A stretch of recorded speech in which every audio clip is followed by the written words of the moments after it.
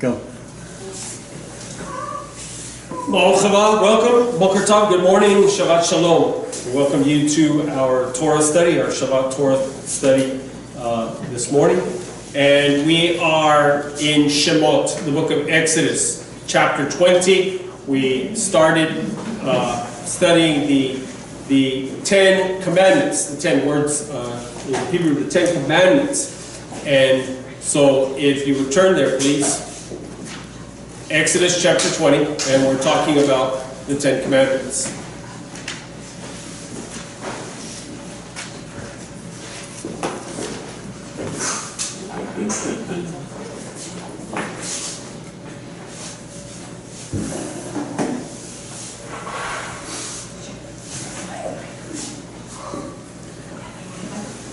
So as we spoke last week, verse 1, V'daber Elohim et kol hadarim ha'eleh lemor Anochi Adonai Elohecha asher hotzetticha me'eretz Mitzrayim mibeit avdim. And so he says the English is, God spoke all these words, saying, I am Adonai, your God, who took you out of the land of Egypt, out of the house of bondage, of slavery.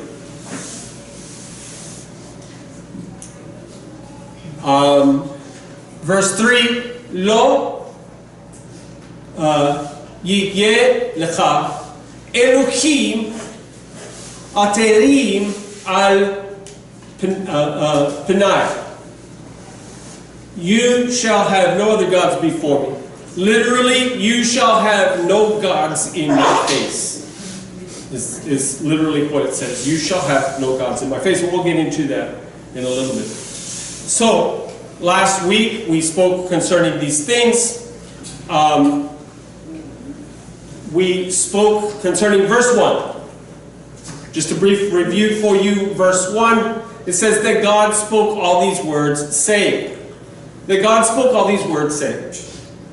And here Rashi makes comment to this, that it does not say that Yud Kei Vav He, that Adonai, usually translated as Lord here, but here it says Elohim, that God, not that the Lord. And the distinction in Judaism, in Hebrew, there is a distinction between these two. There is a distinction between the term Elohim and his name, Yud Kei Vav He. As we say, Adonai, the Lord, Hashem, his name. That is that Yud Kei Vav He signifies mercy. That he is the God of mercy. Where when the term Elohim is used, God, it's judgment, it's justice. So throughout the Torah, where you see, in your English translation, where you see the word God used, Elohim, it denotes the attribute of justice, of judgment. Whereas where you see the term the Lord, capital L, capital O, capital R, capital D, where you see the term Lord used, it denotes the attribute of mercy, chesed. And so we have here, in Exodus 20, verse 1, it does not say that the Lord said, that the Lord spoke, but it says that God spoke. Saying what? That here he is representing himself not as the merciful God, but as the just God, as a judging God, as the judge of all of the earth. And so the question would be, well, why would God represent himself here as a judge rather than as a merciful Lord, as a merciful Father? And the answer that Rashi gives us is this. God does not want you to think, to assume that these mitzvot, that these commandments are arbitrary. God does not want you to think that you may simply pick and choose which ones you will follow and which ones you will not. The Torah is the Torah. It is what it is. The instructions are the instructions. We find this even in the Brit Chadashah, in the New Testament. There is a writer of one of the books, one of the books of the New Testament. His name in Hebrew, his literal name, his actual name is Yaakov. Everyone say Yaakov. Yaakov. Yaakov is the brother of Yeshua. Yeshua, Jesus. Yaakov is his brother. For some reason, the translators of the Bible, the English translators of the Bible, made his name James. His name is not James. His name, how they got James, we don't know. And his name is not James, it is Yaakov. Jacob would be his name. But regardless, James writes to us, Yaakov writes to us in chapter 2. He writes to us and he tells us that the Torah, let me go there real quick so I can give it to you exactly.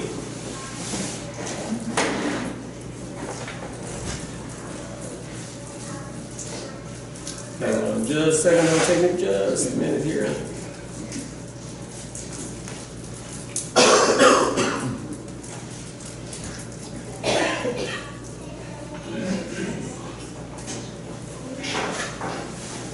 Chapter 2, you said? Yes. So in chapter 2 and verse 5, he's talking about showing favoritism to people. That we should not show favors. That we should not, in other words, two groups of people is what he's speaking to here. And here he's particularly pointing out that that people have a tendency to favor the rich.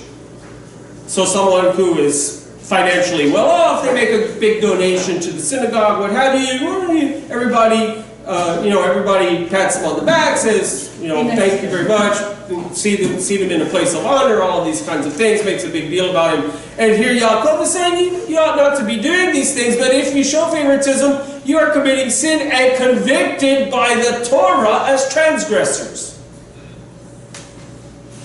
So look at verse 10, he says, for whoever keeps the whole Torah, but stumbles in one point, has become guilty of all. Now, what he is not saying here is, so just don't bother. Because that is the assumption that people make. Well, why should I even bother? So some of us here are perhaps overweight. Right? Do you know that the vast majority of Americans are overweight? So don't feel like I'm picking on you personally. It's not my fault I'm skinny. Anyway. I was overweight too. Until I got sick. And it took my weight away. And literally, I lost 20 pounds in 2 months. But, so, because you're overweight, and you're going to go eat this afternoon, and you're going to put some more weight on. Yeah. Does this mean that you should, because losing weight is a difficult thing to do? It takes effort, it takes self-control, it takes exercise, these kinds of things. We're eating right, eating properly. Because it's a difficult thing to do, and you're not going to succeed at it right away. Does this mean you ought not to try? Huh? No, it doesn't. No. So because you're going to make mistakes?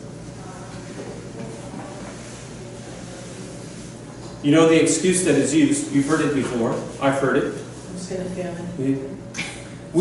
We can't keep, that's okay, good. That's what it is. We can't keep the whole Torah anyway. We can't keep the whole Torah anyway, and so people say, why should I even try? Why bother?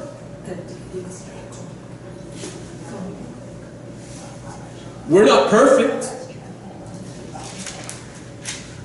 What they miss is where, not in the Tanakh, not in the Old Testament, but in the Brit Chadashah, in the New Testament, where it says to strive to perfection. Saying what? Are you going to get there in this lifetime? No. But does that mean that you ought not to try? Because you may not reach your perfect weight, your perfect body mass index, does that mean that you ought not to try? Or just throw it all to the wind and live an unhealthy lifestyle and die an early death? It's the same philosophy. Because I cannot live perfectly, I should throw Torah to the wind and just live as I will. I've said it before and I will say it again. The angels of heaven apparently have joined us. Thank you.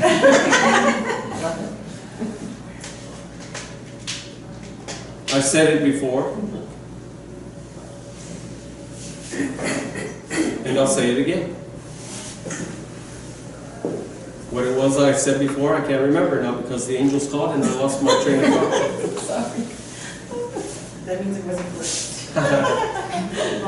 You were saying that we should still try to do as much of the Torah. Yes, to do as much of the Torah as possible. So anyway, let's move on. So,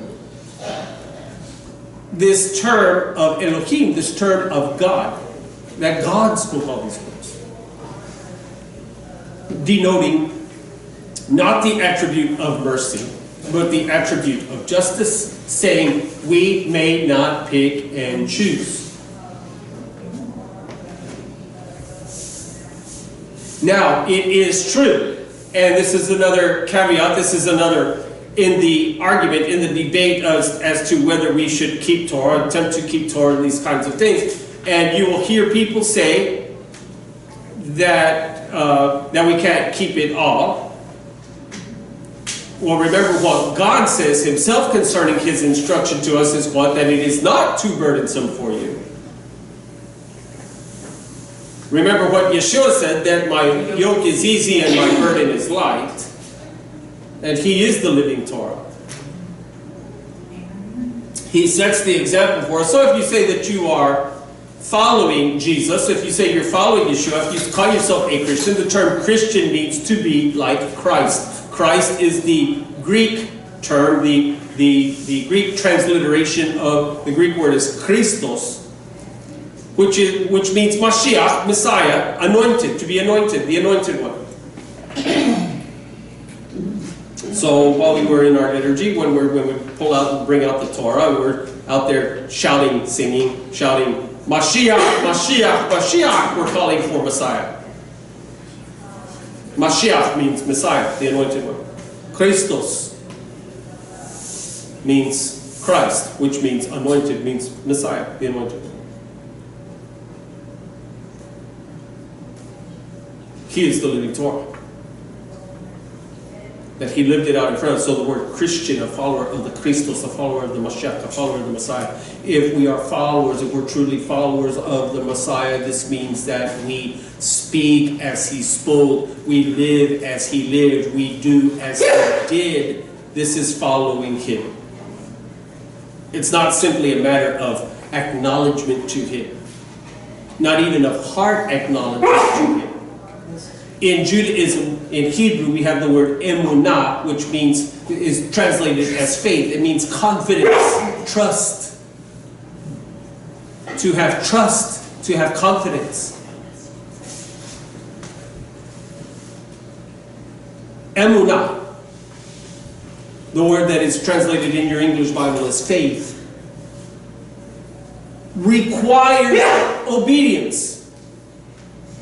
It requires action. You have heard me say this before. I haven't lost my train of thought here. You've heard me say this before. Just as good. To believe is to obey. If you do not obey, then you do not truly believe. It's as simple as this. You have heard me say this. You show me how you're living your life, and I will tell you what you really believe.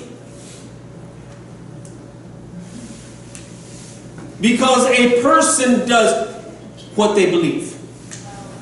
It's not what comes out of your mouth that is faith, but it's what comes out of your hands. It's what you do. It's your actions. This is your true faith. This is the word emunah. This is the word that is translated as faith. This is what it means. So you say that you believe. You say that you are a follower of the Messiah, whether it's Christian or Messianic or what have you, but you say that you are a follower of the Messiah. Prove it. You prove it not by the words that come out of your mouth, not by the acknowledgments out of your mental faculty or out of your heart, your sentiment, but it is through your actions. It is this way. A husband who tells his wife every day that he loves her, and yet he's flirting and messing around with other women and all of these kinds of things, does he really love her? No, the actions must follow suit. The words are nothing, they are empty, they are hollow without the actions to back them up. And so it is with a follower of Yeshua. So it is a follower of Jesus. So it is a believer in God. You say that you believe in God. Then live up to what you say. My actions prove what is truly in my heart. And none of us can truly deny these things. And so this is why he uses the term God. He wants us to understand that his commandments are not arbitrary, that it's not for you to pick and choose which ones you will and which ones you won't. Now, understand that much does not apply to you or me. If it does not apply, then it does not apply. Saying what? There are many commandments that are holy only for the Kohen Hagadol, for the high priest. Those do not apply to you and me. There are those instructions which apply only to the Kohanim. They do not apply to us. I am not a Kohen. I am not a priest. Therefore, it does not apply to me. There are those that apply only to the Levim, to the Levites. They do not apply to me. So that cuts a lot of the instructions away. You understand that? Then there are those instructions which only apply so long as there is a Beit HaMikdash, as long as there is a temple standing. Do we have a temple today? No, we do not have a temple today. Therefore, those laws, those instructions do not apply, because I cannot fulfill them. There is no temple. Yes. What about the Jewish temples that are, throughout our country still, and there is only one temple. That type of temple. There's only one temple. That's a misunderstanding. Yes, there's only one temple. The temple can only stand in Jerusalem. This is why we have the Hebrew word aliyah, to go up. Wherever you are, you go up. So from the nations of the world, you go up to Israel, to the nation. From Israel, you go up to Jerusalem. From Jerusalem, you go up to the Temple Mount. So everything is aliyah, in steps. This is why you'll notice that the Psalms that we have been reading lately on Shabbat are called the Tehillim, the Psalms of Ascent. Tehillim aliyah, the Psalms of ascending, of going up. Because there's only one. In fact, the Torah says this. The Torah says that that God would show them where his house was to be placed. And it could be in no other. It could be in no other place. And he said there would only be one altar in Israel. That you are not permitted to make an altar wherever you will. That there is one temple, there is one altar. Just as there is one people, there is one spirit, there is one mikvah. There's only one. And we are all gathered into that. Now, here today in Reform Judaism, they call the synagogue, they call it temple, so that they're going to temple. That's not the temple. Well, then why do they call it temple? Because you have to understand the liberal theology of Reform synagogue, of Reform Judaism. The majority, the vast majority of Reform Jews do not think about the temple, the actual temple. They do not want the altar rebuilt. They do not want the temple rebuilt. They don't want these things. And they say that their synagogue takes the place of the temple. No, nothing can take the place of the temple. And in fact, a new temple will be built. And Mashiach will dwell within it. And this is what the prophets teach us. So, in saying all of this, that the term God is used here, not Adonai, not the Lord, not the attribute of mercy, but the attribute of justice is used here. Why? Because you may not pick and choose. We're going through the litany of what mitzvot apply and which do not apply. So there are mitzvot, there are instructions that only apply when you're living in the land. Are we living in the land? No. Then they do not apply to us. They do not apply. The 7-year cycle, the 7-year Shabbat of the land, it does not apply to us. We're not in the land. The Jubilee does not apply to us. We're not living in the land.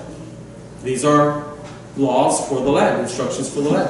Then there are instructions which wholly go to the women. They do not apply to the men. And there are instructions that apply to men that do not apply to the women.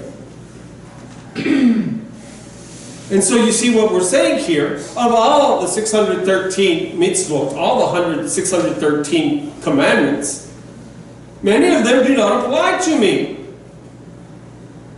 Makes it much less difficult when you look at it that way. Many of them do not apply to you. So what applies, applies. What does not apply, does not apply. Don't worry about it. But don't say, well, we can't keep them anyway, so why even try? Or don't say, well, if you break one, you break them all, these kinds of things. Understand that God said, what applies to you, applies to you. Take care of your business. You may not pick and choose. Then understand here that these 10 commands are not just commands in and of themselves, but they are in fact titles, headings, categories. That all the rest of the commands will fall into one of these categories. And what are the 2 main commandments that are given to us? You shall love the Lord your God with all of your heart. That is the first one. And the second is like to it, that what? You shall love your neighbor as yourself. As we have stressed before, Yeshua is not the first to speak these. In fact, he's not saying something new. He is quoting Torah.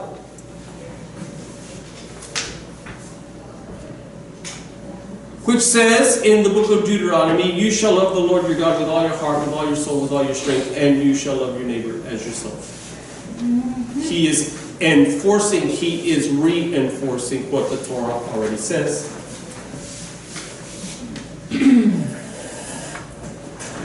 And you may not pick and choose.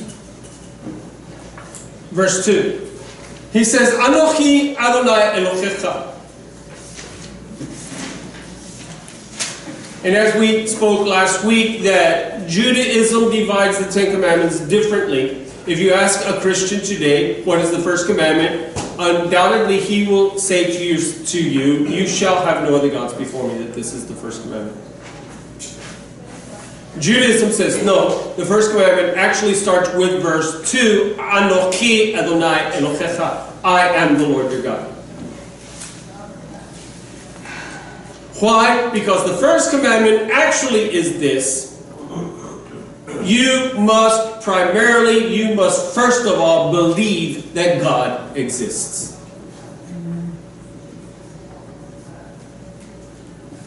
So last week we went to the book of Hebrews, New Testament, in the portion which says that without faith it is impossible to please Him, because first of all, you must believe in God and that He exists. So we closed out last week stating this, that what? That the existence of God, that the Rikadashah, that the New Testament agrees with this statement that the first command is number one, that you believe in God. The first commandment is not that you have no other gods. The first commandment is that you understand that He is the God and understand that He alone is God and there is no other.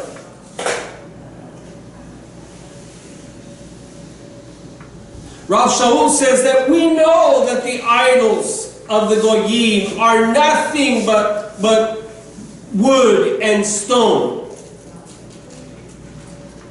They have no life in them. They have no spirit in them. They have eyes, yet they cannot see. They have ears, yet they cannot hear. They have mouths, and yet they cannot speak. We know that in and of themselves they are nothing.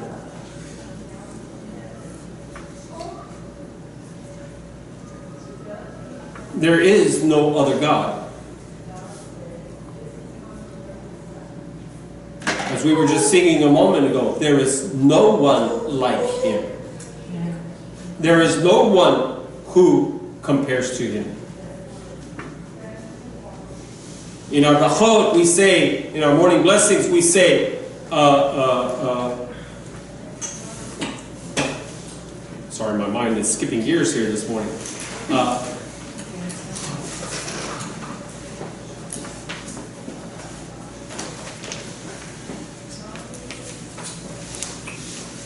Let me find it for you.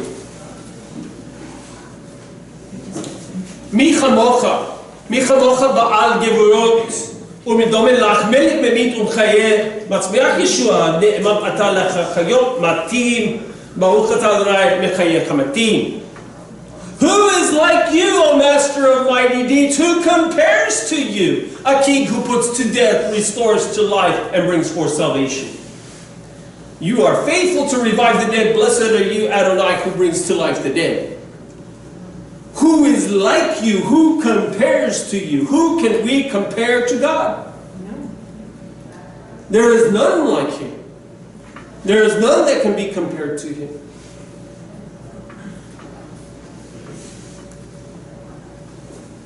In stating this, we must come to this understanding of evil. There is only one Ein Sof. There is only one infinite one. Ein Sof, the Hebrew term which means infinite, the infinite one, to be without boundary, borders. There is only one who is all-powerful, all-knowing, all-existing. There's only one, and He is our God. He is God. Whether He is your God or not your God, there is only one, and it is He who is God.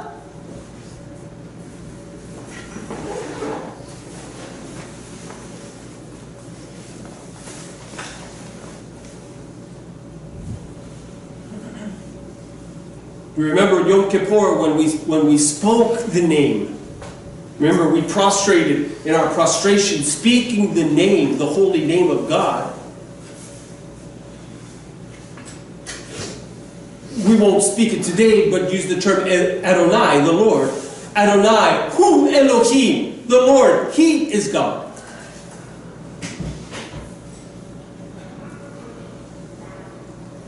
Whether a person believes or does not believe does not take away from who he is and what he is. Whether you believe or you do not believe does not take away from him. I could say I do not believe in electricity. I can say that, can I not? Does that mean that electricity does not exist? Because I do not believe in it, does that mean it does not exist? What foolishness!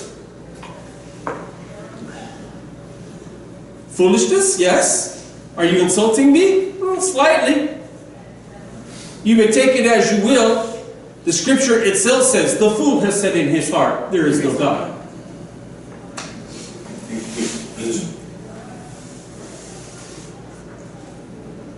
So, I can't see electricity. I don't believe it. So let me take a couple of knives and stick them into the wall out that's here. If there's no electricity, then why worry about it? I will be wearing a new hairdo. I have no explanation for it, but it wasn't electricity. I don't believe in electricity. You see how foolish this is?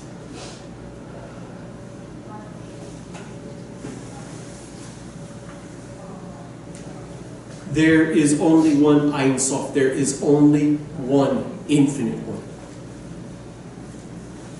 Who is omnipresent, all present, all powerful, all knowing. Saying that the evil one is not all powerful. There's this idea that as good as God is good, that's as evil as Satan is evil. That God is all powerfully good, Satan is all powerfully evil. No. Hashatan, the devil, the wicked one, is limited in his ability, in his power, in his knowledge, and his understanding. He is not God, therefore he's limited in these things. That does not mean that he is not very intelligent, very smart, very knowing. But he is still limited in this. He's not all present. He's not everywhere at once. So guess what? When you do something wrong and you say the devil made you do it, you're a liar. I'm sorry. Just being honest with you, the devil did not make you do anything. You know what made you do it? You made you do it. Take responsibility for your actions. Amen.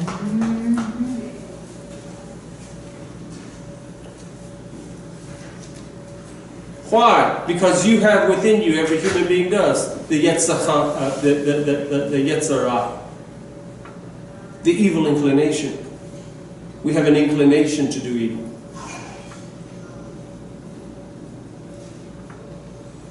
But you know what? When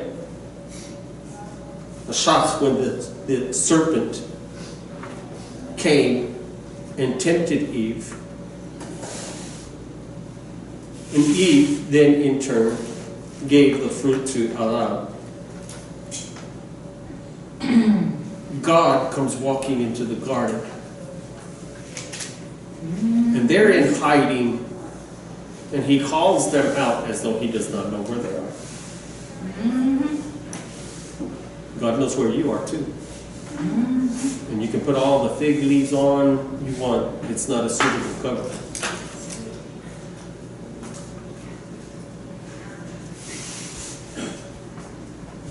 You can paper over. I can paper over the trash in my life. But paper is just paper. And when the judging fire passes through,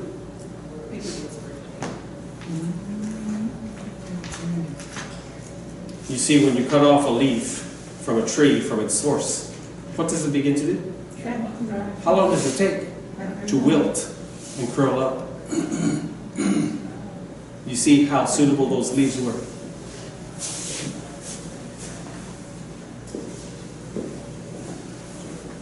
when God found them, he says to them, have you eaten of the tree which I forbade you to eat? And Adam right away says, well, it's not my fault. The woman you The woman made me do it. The woman you gave me.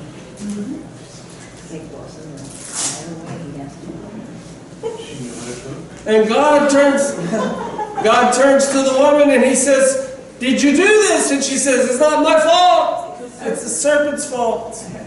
That will be. Teaching us what? No one ever wants to take responsibility for their errors. It's true even to this day. How rare it is for someone to stand up and say, I did it, it's my fault. It's my mistake.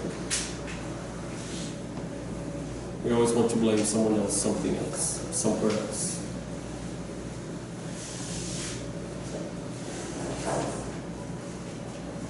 Take responsibility. Only God is all-powerful. Only God is Ein Sof. Only God is infinite in all things, in every aspect. And by the way, Hasatan, the evil one, can only do according to the word. Saying what? He has to go get permission before he can do anything. Like in the book of Job.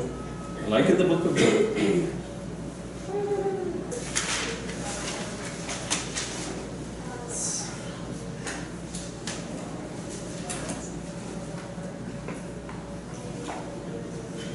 And so, Anochi Adonai Elohecha, I am the Lord your God. This is the first commandment. Now, he says, who took you out of the land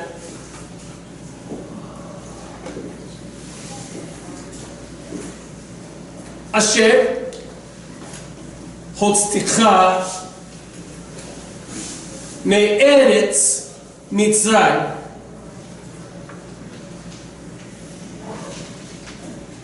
Mebeit Avdim, who took you out of the land of Mitzrayim, out of the house of slavery.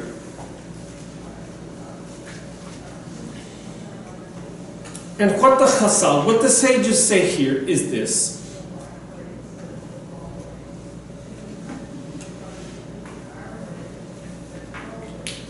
If God had done nothing else,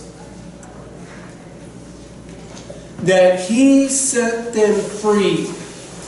Remember the term from Pesach, from Passover. What is it that we call out? Dayenu. Which means what? It would have been enough. It would have been enough, sufficient. If all God had done was taken them out of Egypt to set them free, it would have been sufficient for them to make him their God forever. Dayenu. And we acknowledge this at Passover.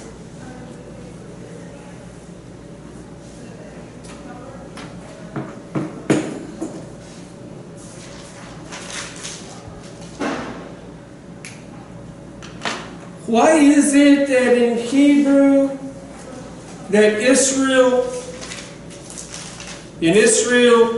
even to this day, that in Israel, they do not call Egypt by the name Egypt, but they call Egypt by the term Mitzrayim.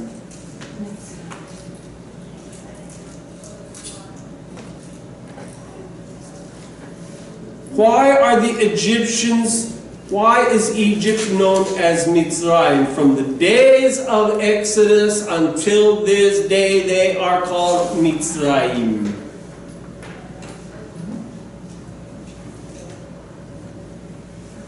If you understand the word Mitzrayim, the name Mitzrayim, then you understand why. Because Mitzrayim is to be incarcerated.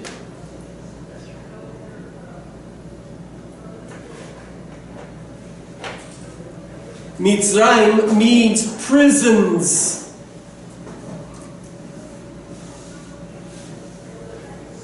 Thus, Egypt to the Jews, to the Hebrews, to Israel, Egypt is the land of prisons. They were imprisoned there. They were prisoners. They were not there because they wanted to be there. Yes, they went there. Of free will, of choice, under the leadership of God. But what? Pharaoh made them, imprisoned them. Pharaoh made them prisoners. And they could not leave, and they could not do as they would. They were in jail. And this is what the term Mitzrayim means.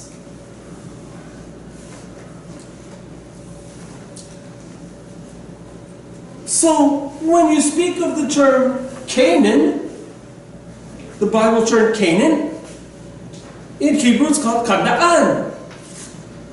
Lebanon. Syria. Arabia. The desert, Arabia. Iraq. But to this day, not Egypt, but Mitzrayim, the place of our imprisonment. Does this make sense to you? Now you put that term together, the house, the land of prisons, the house of slavery. Now put those two terms together. Does it not make even more sense to you?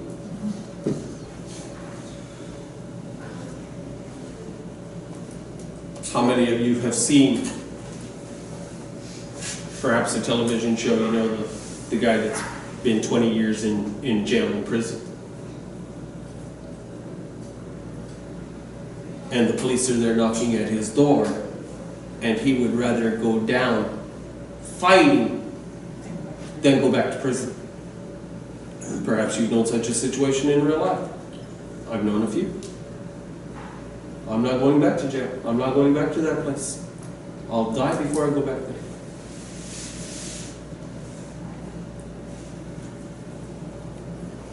This is the heart of Israel. This is their view of Mitzrayim, of Egypt. It's the house of imprisonment, and they don't want to go back. They would rather die than have to go back to imprisonment.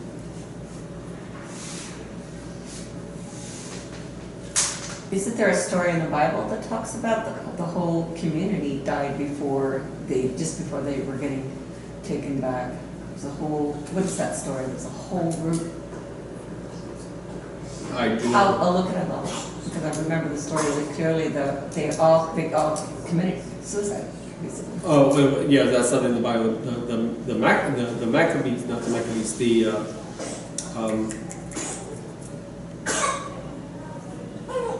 in Masada committed suicide before the Romans took them. Right. So that's kind of what you're talking about. Yes. Anochi Adonai Elohecha. Anochi, I, Adonai, the Lord, Elohecha, your God, Asher, which Hotzeteticha has removed you, Me'eretz, from the land, Mitzrayim, of prisons, Mibeit, from the house of Avdim, of slavery. This Avdim, if you look at it in the Hebrew, it is spelled Ayin Bet Dalet. Eved. We've spoken to this time and time again. From this word, Eved, we get our word, the Hebrew word avodah, the word worship. This is the word that is translated into English as worship. That you shall worship me.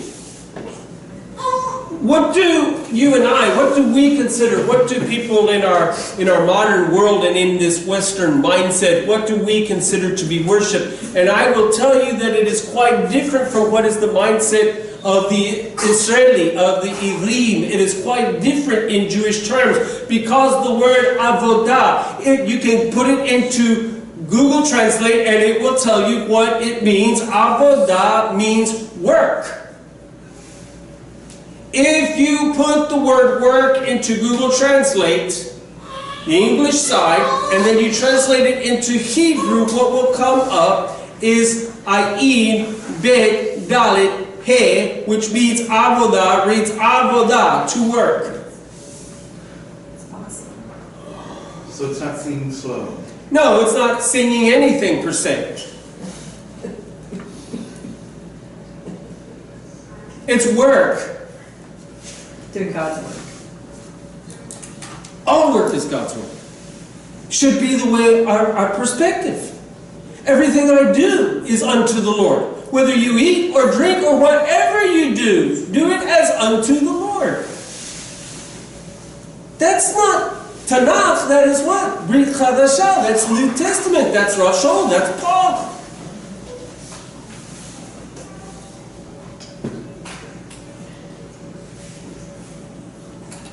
So it's like faith without works, works without faith.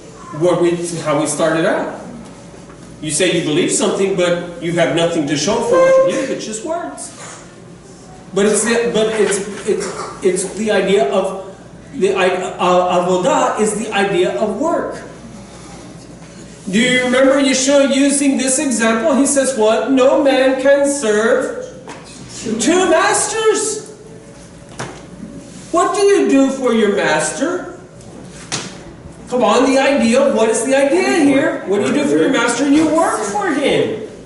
You serve him. Even when you don't feel like it. Even when you don't feel like it. Even when it's not necessarily what you would want to do. Cotton fields. Hot cotton fields. Yes. Some of you remember. I do.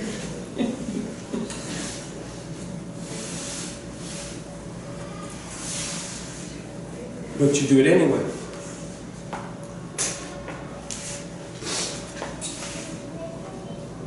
Why? Because he is the master, I am the slave. And we must understand this concept. We must understand this relationship better. This is why he requires obedience.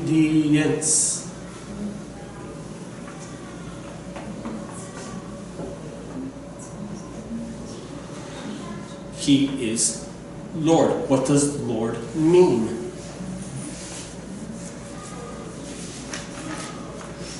The idea of worship in Judaism is not just about coming to church and singing some cool songs and what have you, and where you're feeling all good and goosebumpy and all of these kinds of things. No, no, no, no, no.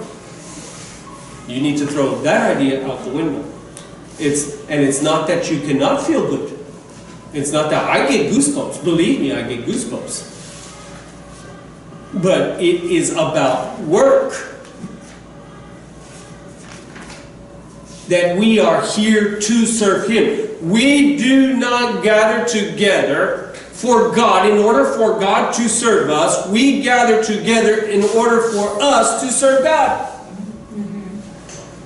The idea in Judaism, what happens in a synagogue, we have some people listening online here, so perhaps they don't know. What happens in a synagogue on Shabbat is not that we ask God to bless us, but that what? We are constantly blessing God. We say this over and over and over again all morning long. Blessed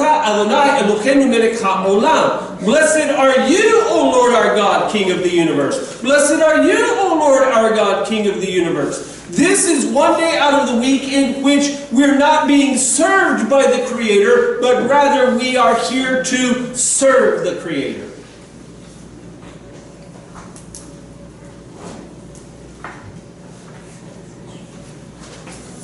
This is what we're talking about. It's work. We're here to work. We're here to serve.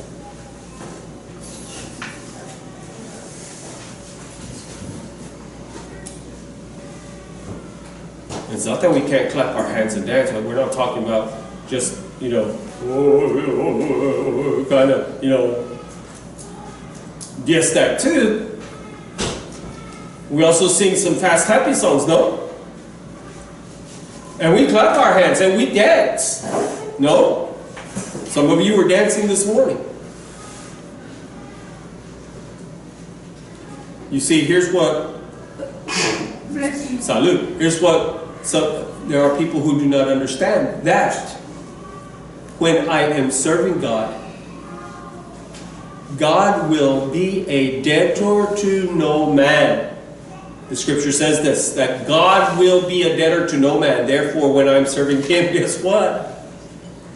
He serves me back. How many of you go to a restaurant? I'm not going to use the same analogy. I'm going to use a different analogy. How many of you go to a restaurant? Anybody here? Not today, Shabbat. We'll talk about that in a few weeks. You go to a restaurant, right?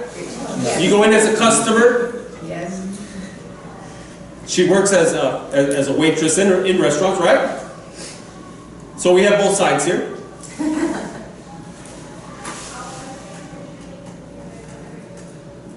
Did you know that the server and the customer are actually working in tandem together? They are. The customer goes in expecting to be served. The server goes in expecting to serve. So we're in agreement, no? If the server does his or her job and does it well, and tends to the needs of the customer, hopefully, the customer does what? Leaves a tip. Customarily.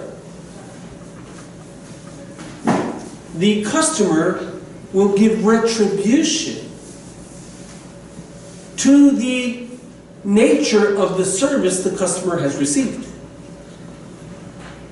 Saying what?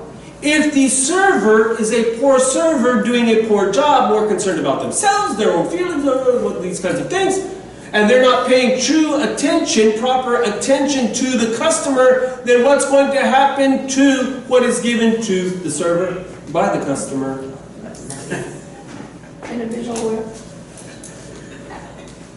But if the server does his or her best, goes out of their way, knocks themselves out, they work hard, they're polite, they're kind, they're doing what they're supposed to be doing, they're taking care of the need of the customer, then what is supposed to happen, doesn't always, but what is supposed to happen, then the customer in turn what?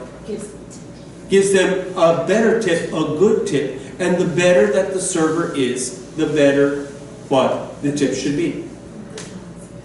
By the way, let me stop and say this right here. Tip your servers. Amen.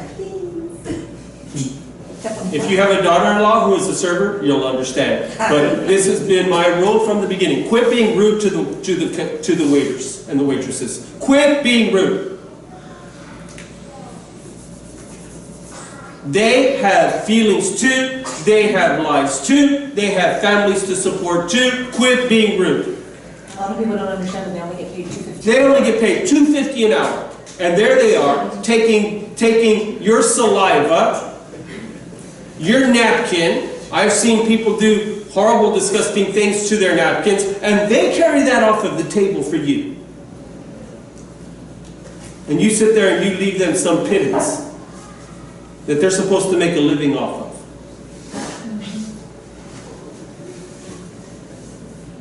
I will tell you that I quit eating with certain people at restaurants. I quit going out with certain people at restaurants because of the way they treated the servers. Amen. That's right. You treat that person with kindness and charity and compassion. What? It's amazing how we want the scripture to apply to me that says, do unto others. I want you to do to me. Right? But when it comes to others and we look at that person and what? You treat that person rude, you treat that person unkindly, you treat that person harshly. What is godly about that? What is Christian about that? What is messianic about that? You tell me.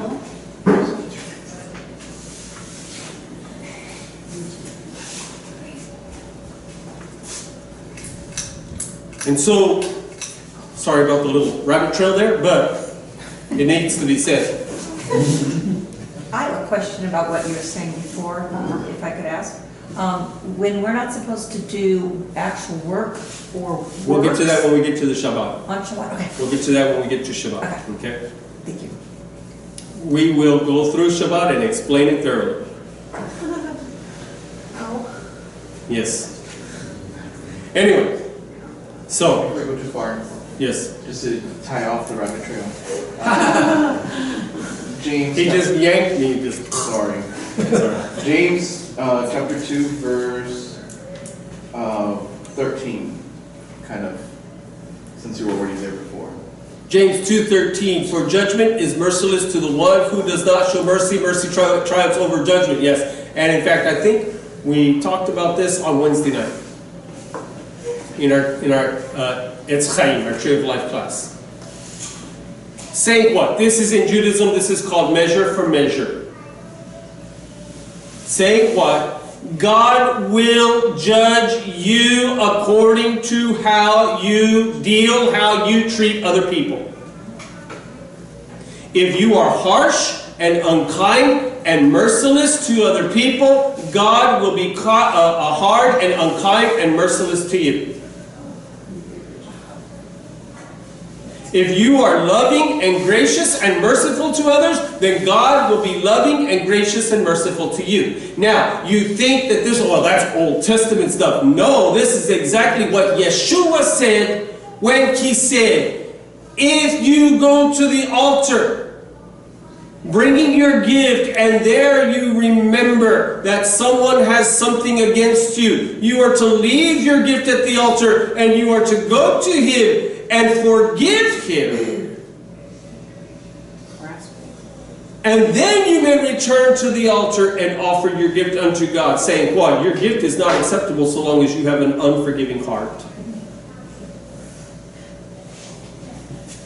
So guess what? When you're giving your offerings to church, to whatever, to ministries, to organizations, you're giving your gifts. Guess what? And you have an unforgiving heart, you have somebody that you have not forgiven in your life, God teaches that your gifts are unacceptable. He does not accept them.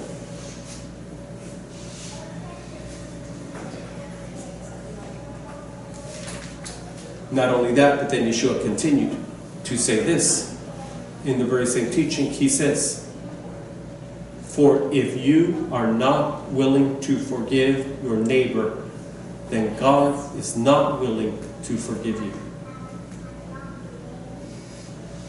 And this is what James is talking about here. For judgment is merciless to the one who does not show mercy. If you're not willing to show mercy, then what? God will not show mercy to you. And in fact, Yeshua goes on to use the analogy, to use the parable of the king and the servant who borrowed money from the king. And he was unable to pay the debt. And the king ought to have thrown him in prison, but he forgave the debt. And then the servant had loaned money to someone else. That someone else was not able to pay the debt back to the servant. And so the servant had him thrown in prison, in debtor's prison. The king heard about it and said, how is it that I forgave you a much greater debt and was gracious and merciful to you, and yet this one owed you a much lesser debt, and you threw him in prison, you wicked servant. Cast him out. Put him in the prison. And he serves his full time. Yeshua is saying exactly this. If you're not willing to be kind and gracious and merciful to others, God will not be kind and gracious and merciful to you. This is Judaism 101. This is why we are commanded. You need to be careful. I need to be careful to do to others the way I would have them do to me. Why? Because how I do to others is how God will do with me.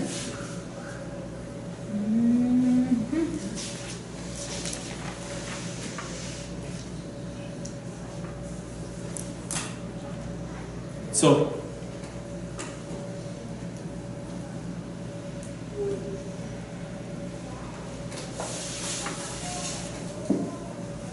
the land of prisons, the house of enslavement.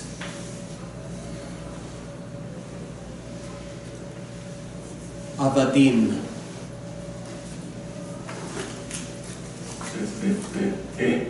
Do you know? You are a slave to something, to someone, one way or the other. You will either be a slave to God or you will be a slave to what is not God, but you will be a slave. You are enslaved.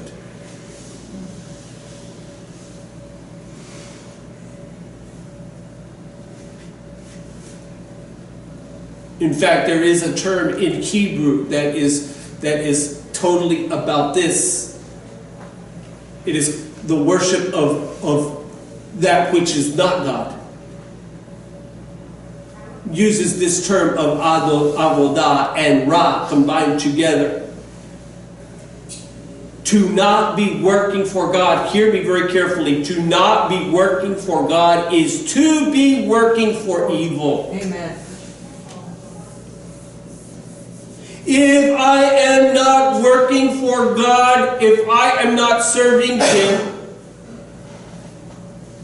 not the modern concept of worship, if my life, my daily life is not a life of service unto God, then I am only serving evil.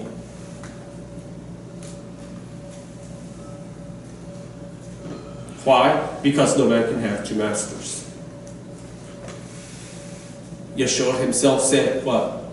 He who is not with me is against me.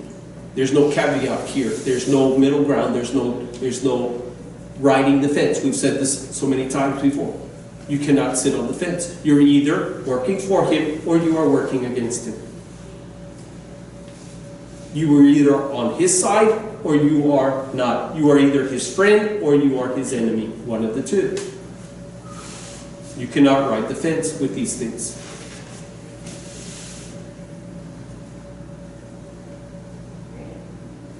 Therefore, you are either in the land of prisons or you are in the land of the kingdom. But the kingdom does have a king.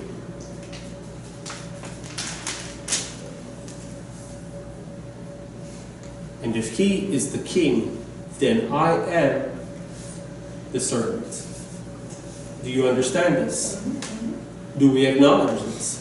If He is truly king, it is a real kingdom and it has a real king. And if He is the real king, I am the servant.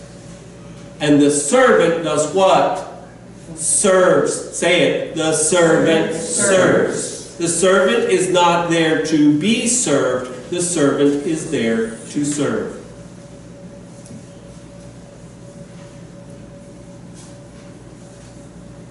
It is a real kingdom. It has a real king.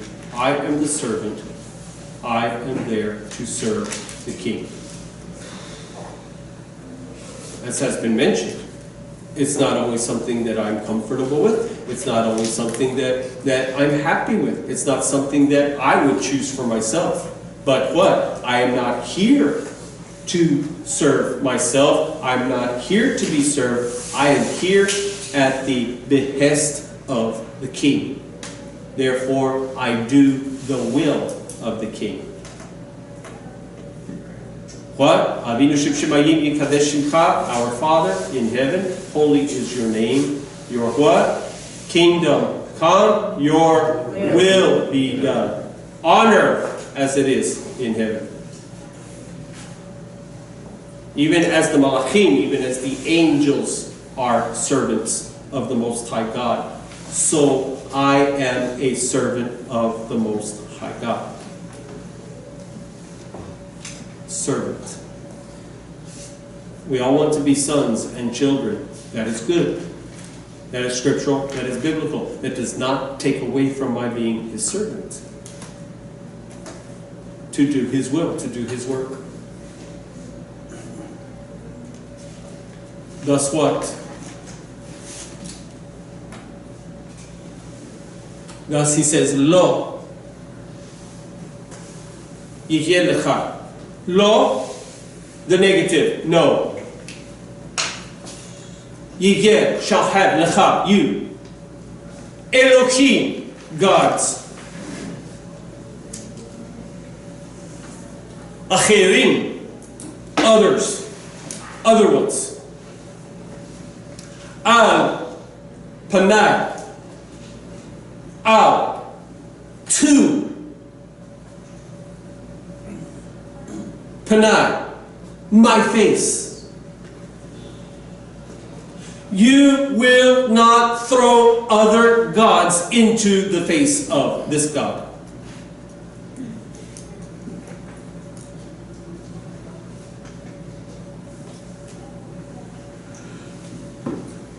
It is not permitted for anything or anyone to take the place of the king.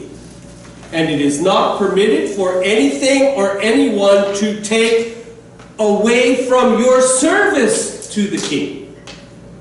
Not even a husband or wife. Not even children. No, not your job. Not much less your desires and your wants and these kinds of things. Nothing is to take away from the king and your service to him. This is what it means.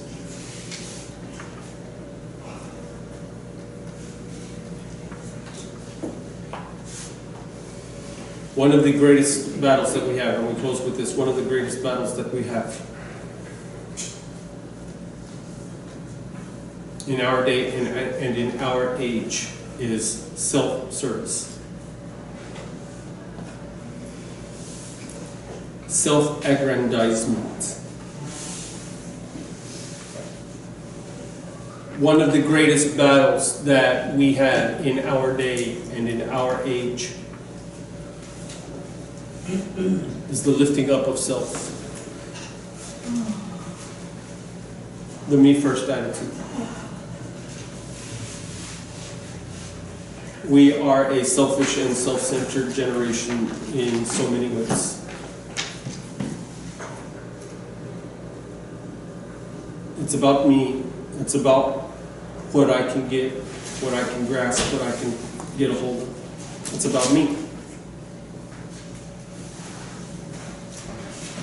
This flies in the face of God. This flies in the face of who He is and what He wants of us. Remember what we just stated, what we just finished, that I am not here to be served, I am here to serve. And again, this is also found, this is agreed with in the Brit Hadashah, this is agreed with in the New Testament, where Paul says to prefer others before yourself. To give the preference to the other.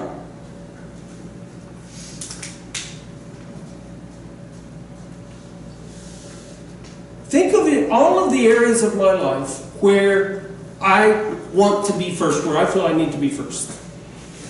When we're studying Etz Chaim, the tree of life, and we're going through the Sefirot, through the different attributes of them. Right now we're in Yesod, the foundation. And in a few weeks we'll be entering into Netzach, the victory. But what we're learning right now is this, and you will hear me say this over and over again. It's not about me. It's not about you. Get over yourself, please. This is Judaism. It's not about you. It's not about me. Number one, it's about God. And number two, what? You shall love the Lord your God with all your heart, with all your soul, with all your strength. And the second is like to it. Yeshua says these words. The second is like to it, what? You shall love, say it with me, you shall love your neighbor as yourself. And Rav Shaul takes it, says, what? That you are to give the preference to the other. To prefer others over yourself. What to bow? What to yield? Rather than having the me first, I go first attitude, I am to have the attitude of you go ahead and I'll take the back. You get the first, you get the primary, you get the better portion, and I will take the second.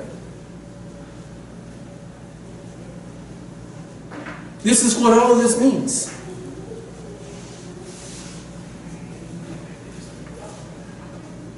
That when I'm putting myself first, in effect what I'm doing is making myself to be like God. Do you remember what the serpent said to Chava, what he said to Eve? That if you eat of the tree of knowledge of good and evil, you shall be like God.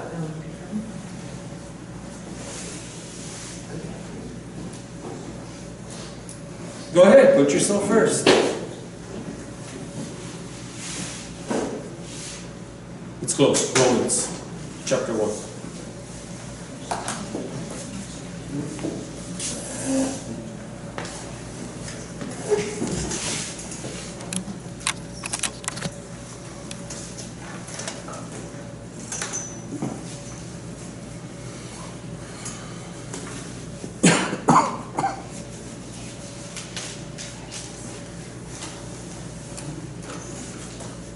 Verse 16, for I am not ashamed of the Besorah, the good news. For it is the power of God for salvation to everyone who trusts, to the Yehudim, to the Jew first, and also to the Goyim. In it the righteousness of God is revealed from emunah le'emunah. Trust to trust, from trust to confidence. As it is written, but the righteous, the tzedakим, shall live by emunah, shall live by trust. For the wrath of God is revealed from heaven against all ungodliness and unrighteousness of men. In unrighteousness they suppress the truth, because what can be known about God is plain to them, for God has shown it to them. His invisible attributes, His eternal power, His divine nature, have been clearly seen ever since the creation of the world, being understood through the things which have been made. So people are without excuse. For even though they knew God, they did not glorify Him as God or give Him thanks. Instead, their thinking became futile, empty. Their senseless hearts were made dark. Claiming to be wise, they became fools. They exchanged the glory of the immortal God for the image in the form of mortal men and birds and four-footed beasts and creeping things. Therefore God gave them over in the evil desires of their heart to impurity, to dishonor their bodies with one another. They traded the truth of God for a lie and worshipped and served creation more than the Creator. This is what we're speaking to this morning.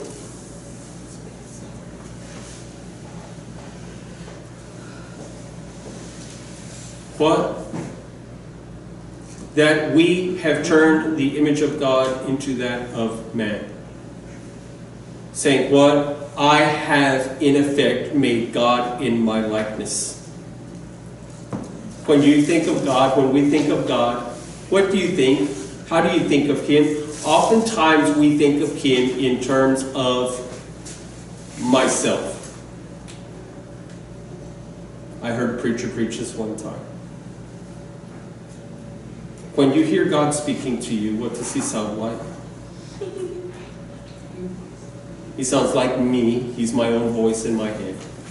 Morgan Freeman. Weird.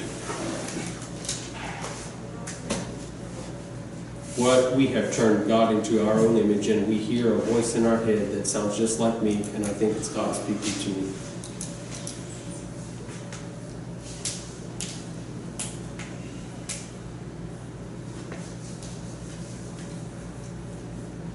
And so we start saying things like that God is okay with this and God is okay with that. And he'll let me get by with this and he'll let me get by with that. And every man did whatever was right in his own eyes. And that never ends well.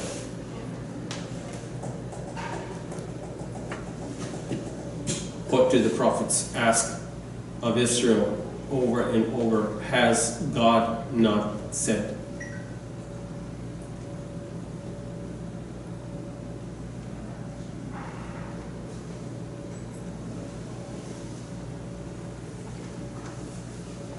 But I want to make God in my image, in my likeness. Why? Because this is the way I am.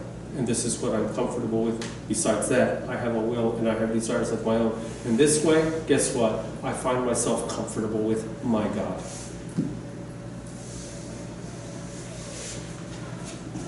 But God said, not your God, the Creator, said, you shall not demonstrate your gods to my face.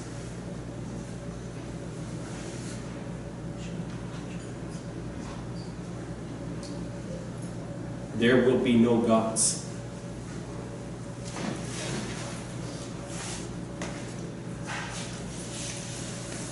Other than the one God, the true God.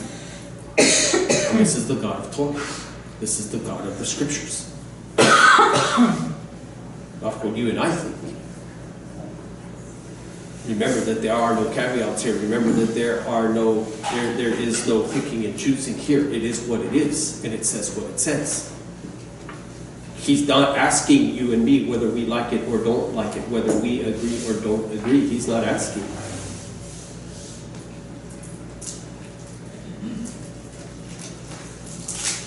God lays it out before you, and he says this is the contract. If you like it, sign it, and you abide by it. If you don't like it, don't sign it, don't abide by it. Either way, you will be paid for what you did. I have set before you blessings and cursings. I have set before you life and death. Therefore choose life, and you shall live.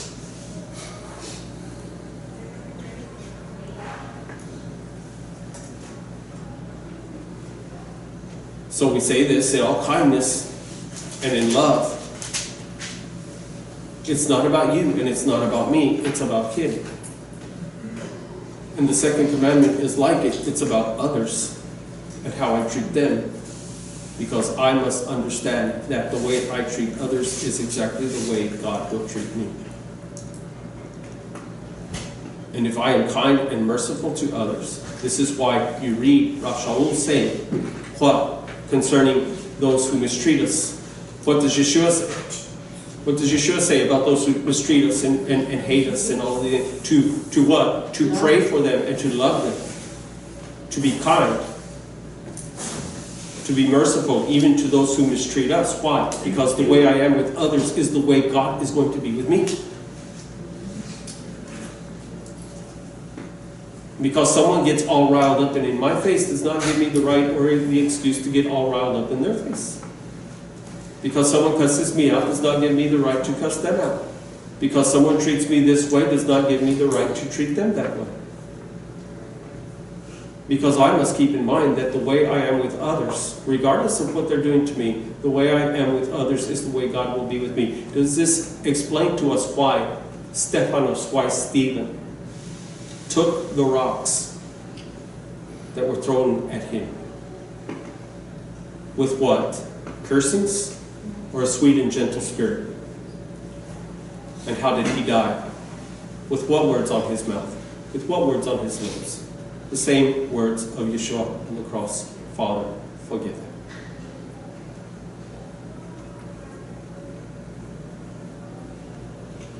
This is what the Beatitudes mean when Yeshua says, when others treat you wrong, treat you ill, revile, and speak all kinds of evil against you, rejoice, for great is your reward in heaven. For so they treated the prophets who were before you.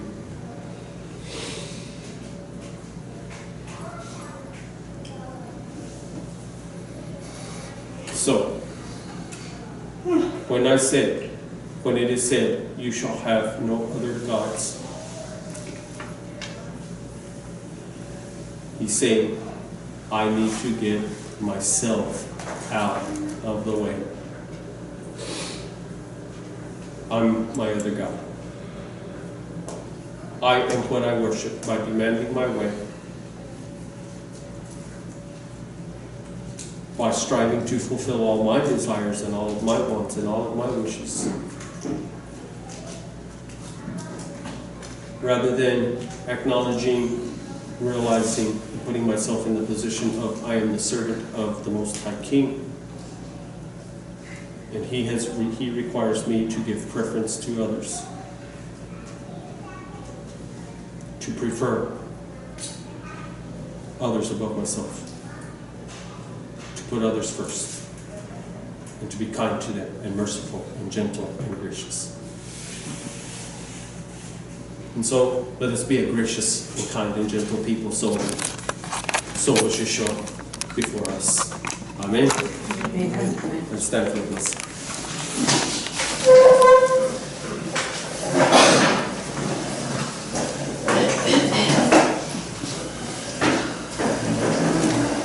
You lift up your hands in the heavens. יברך אדוני וישמרך, אל אדוני פניו אליך ויחונך, יישא אדוני פניו אליך וישם לך shalom. May Adonai bless you and keep you. May Adonai shine his face upon you and be gracious to you. May Adonai lift up his countenance upon you and give you his peace from Sarcha Shalom Yeshua Mashiach, from the Prince of Peace, Yeshua the Messiah. Amen. Shalom. Shalom.